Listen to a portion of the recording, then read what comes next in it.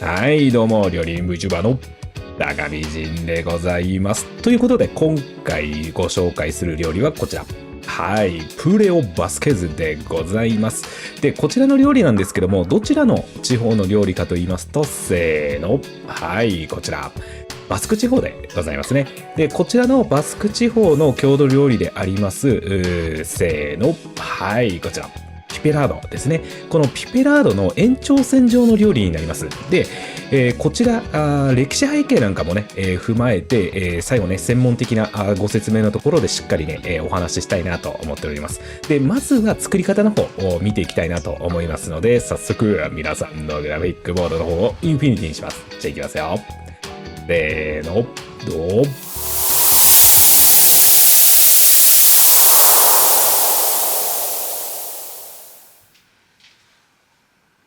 はい、こちら、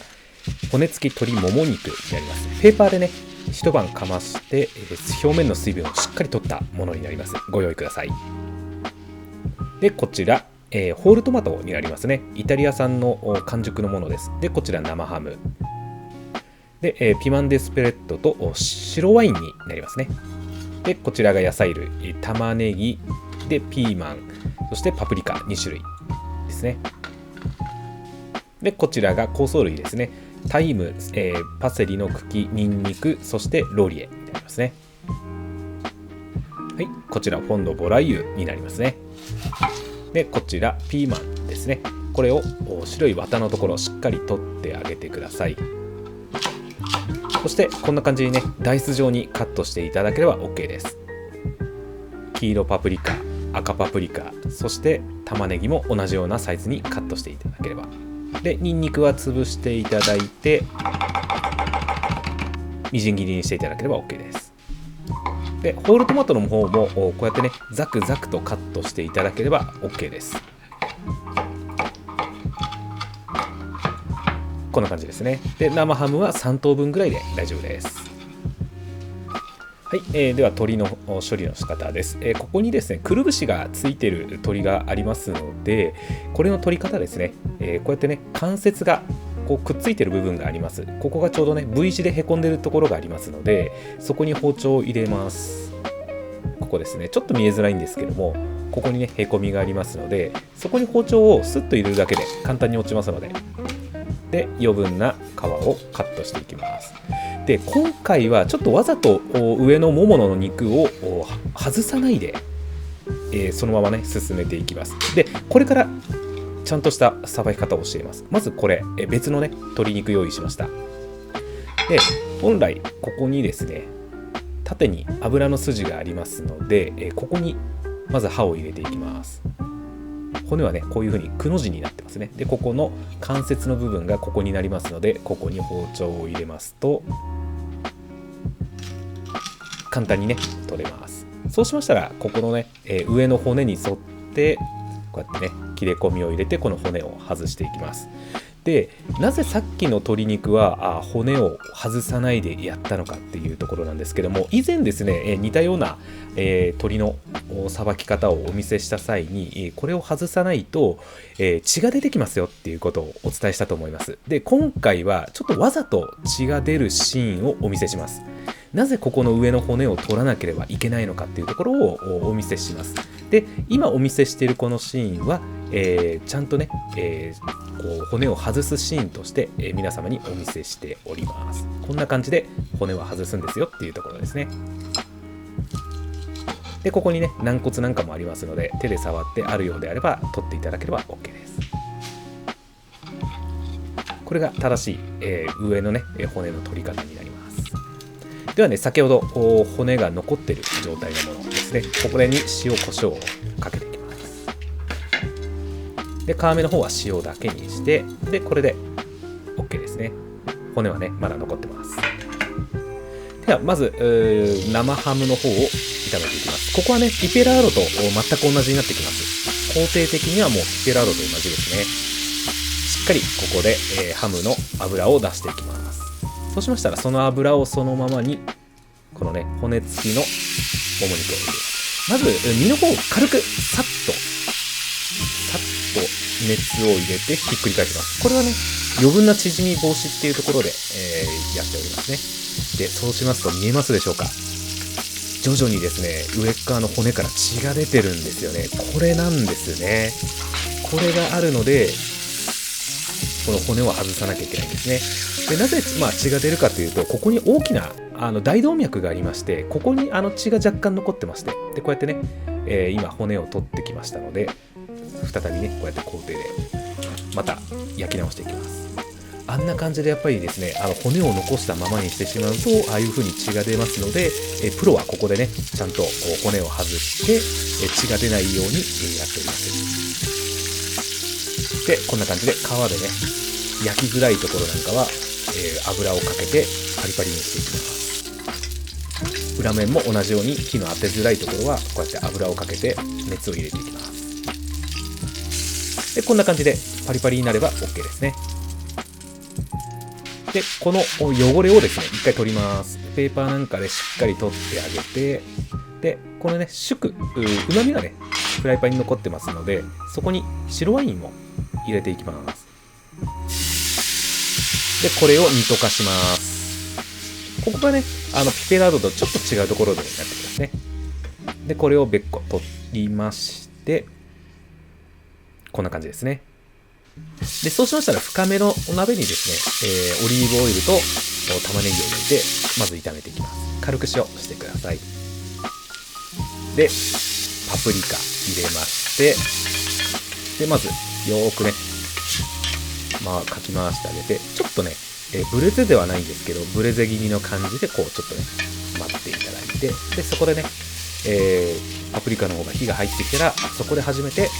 ニンニクを入れて、で、トマト。そしてボンドボライユ。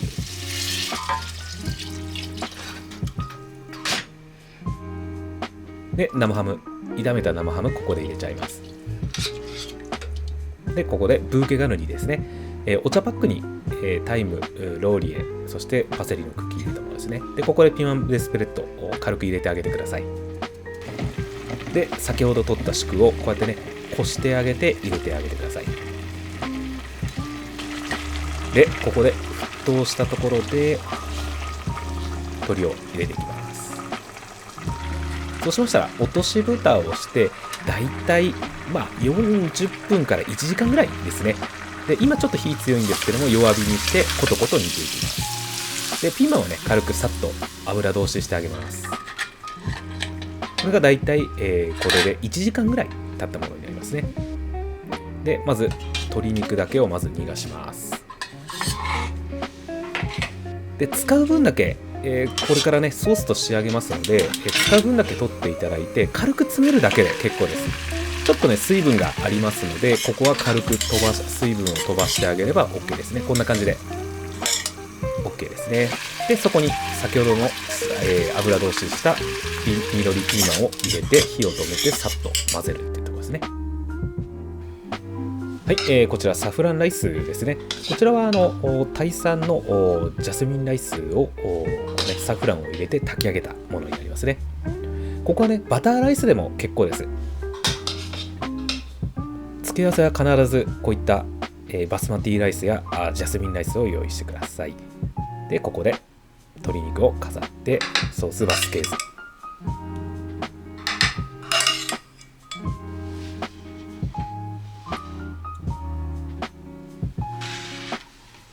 そして最後に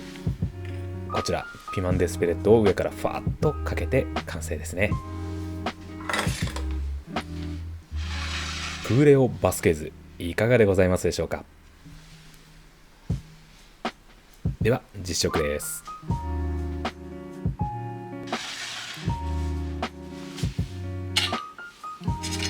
いただきます。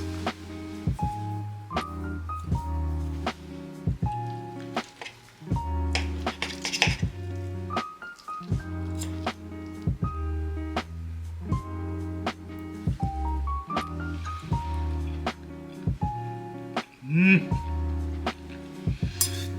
まっ。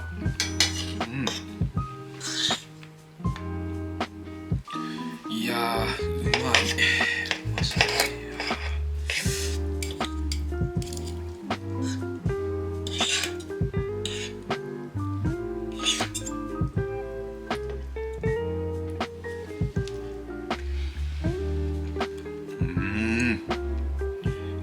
スケーズと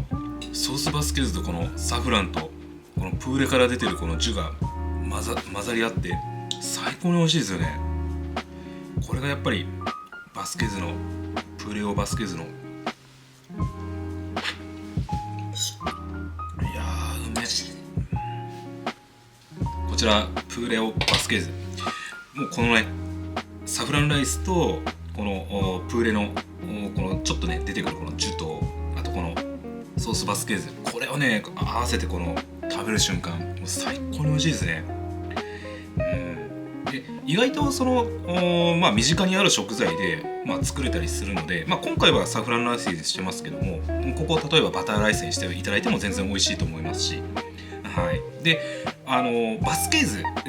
として名乗るのであれば骨付きのもも肉が絶対なんですけども、ご家庭でやるときなんかは別に骨付きじゃなくても全然いいかなと思ってますので、ぜひチャレンジしていただけたらなと思いますので、はい、ぜひ作ってみてください。はい、どうもお疲れ様でした。いかがでございますかね。プーレオバスケーズでございました。ここからはね、専門的なお話をさせていただきたいと思いますので、お付き合いのほどよろしくお願いいたします。で、今回、プレオバスケーズ作るときに、鶏もも肉の骨をですね、上側の本来取るべき、もも側の骨をですね、残したままで焼かせていただきましたね。途中までですけどね。で、なぜ、これをお見せしたか、もうこれはね、動画を見ていただいたのでわかると思うんですけども、ああいう風に、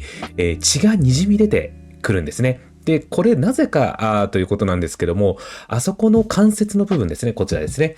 ここにですね、刃を入れることで、ここに、通ってるですね、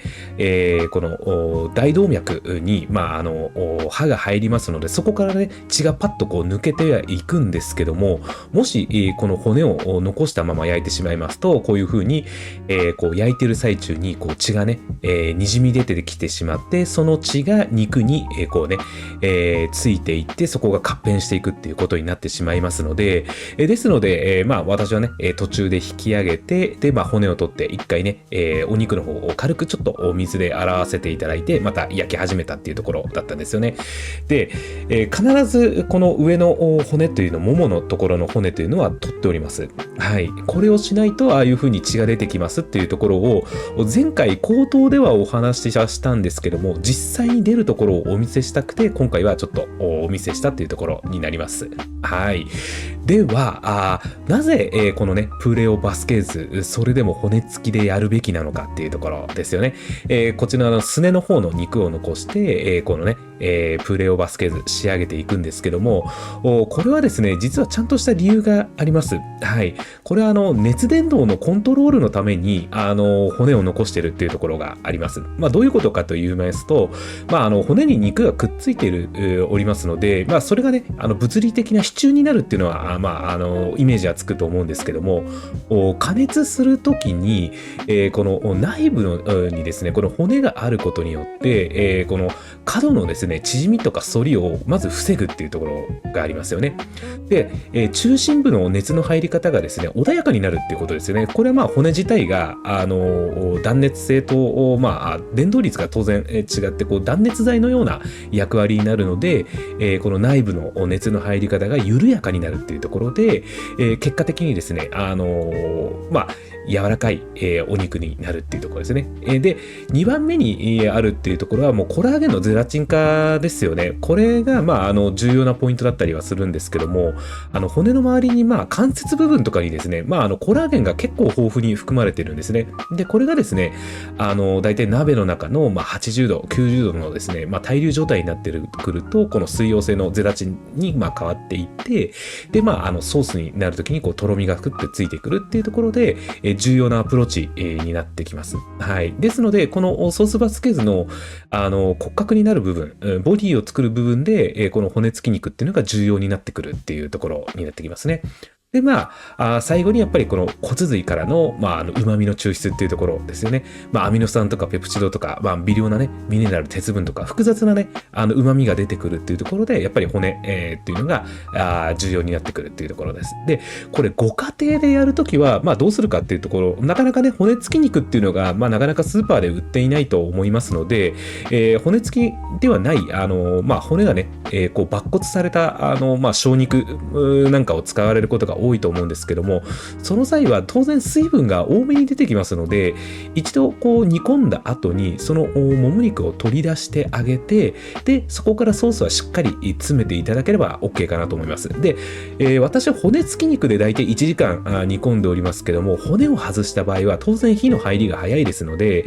そこはですね、火の入りは大体30分経ったところで一度確認していただいて、そこから10分ごとにちょっとこう肉のね、火の入り具合を見ていただいて仕上げてもらえれば OK かなと思っております。はい。はい、次にですね、歴史的なところですよね。で、今回、ご紹介しましたプーレオ・バスケーズはですね、ピペラードですよね。前回ね、こちら、はい、ご紹介しましたピペラードの、流れになるよっていうところなんですけど、どういうことかというと、かつてですね、バスクの農家では、畑で採れたトマト、玉ねぎ、ピーマン、ピーマンタングレ、とかですね、それをですね、カセーラっていう、陶器の鍋でじっくりこう煮込んだ、こう、ピペラードが日常食だったんですね。で、なかなかやっぱり当時は肉を入れるっていうことが、なかなかの贅沢であったんですよね。で、それを、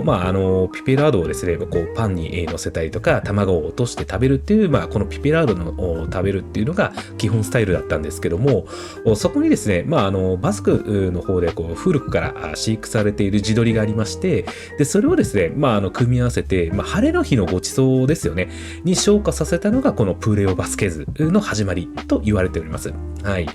で、やっぱりですね、このバスク、バイオンヌですよね。なかなかね、これが面白い地域でして、16世紀の歴史転換の時にですね、このプーレオバスケーズの核となるですね、トマト、唐辛子とかがですね、当時はこうヨーロッパにこ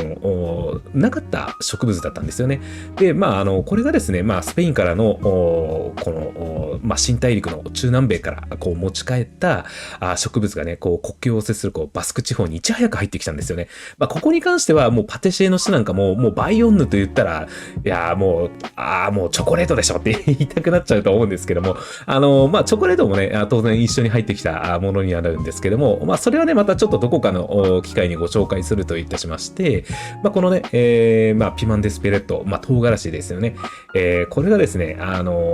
ょうどこのバスクのですね、エスペレット村っていうところがありまして、そこの気候風土とマッチしましてですね、こう独特のピマンデスペレットの香りとかですね、マイルドな辛みを持つスパイスが出来上がったっていういきさつがありまして、でこのピマンデスペレットがないとこのバスク料理は成立しないと言われるぐらい、もう本当にバスクをこうね、息遣いを感じる食材の一つですね。以上がね、プレオバスケーズのご紹介でございました。これがね、スーパーに売っている比較的手に入りやすい食材で作れるものになってきます。で、かつですね、これからトマトが美味しい時期にもなってきますし、パプリカも美味しい時期になってきますので、ぜひね、こちらチャレンジしてみてください。この時にね、できれば、ちょっとお高いんですけども、このね、フランスのピマンデスペレット、Amazon でもご購入できますので、こちらね、購入していただいて、この独特のマイルドな辛みというものを体験していただけたらなと思っております。もうこちらね、ライスと一緒にかき込むっていう感じのね、このプレオバスケーズ最高に美味しいですので、ぜひぜひお試しください。そしてね、いつもハイプと熱いね、コメントの応援大変ありがとうございます。いつもね、皆様からいろいろなね、コメントをいただいてはおりますけども、最近ね、私もコメントには書いてるんですけども、うちのリスナーさんのレベルの高さに本当にちょっとビビるんですよね。私も本当にちょっとびっくりしてて、いや、よく知ってるなとか、結構構マニアックなこと皆さん知ってるので、いやー、私もね、なかなか熱入った返答になっちゃってるななんて思ってはいるんですけども、もう本当に皆様からのコメントには心からね、感謝しております。